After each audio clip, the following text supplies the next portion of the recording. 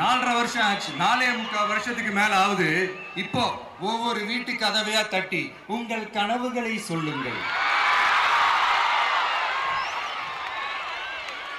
உங்கள் கனவுகளை சொல்லுங்கள், நாங்கள் அதை நிறைவேற்றி காட்டுறோம். இல்ல, ஸ்டாலின் சாருக்கு மக்கள் சார்பா ஒரு கேள்வி. மக்களுடைய கனவு என்னன்னு உங்களுக்கு தெரியுமா சார்?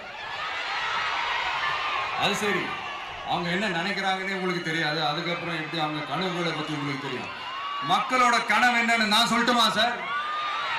2019, 2021, 2024 இந்த 3 தேர்தலையும் மக்கள் உங்களுக்கு வாக்களிச்சதுக்கு காரணம் நீங்க மக்களுக்கு ஏதாவது நல்லது செய்வீங்கன்னு நம்பிதான். ஆனா நீங்க மக்களுக்கு கொடுத்த பரிசு மக்களுக்கு பாதுகாப்பே இல்லாத மக்கள் விரோத ஆட்சி.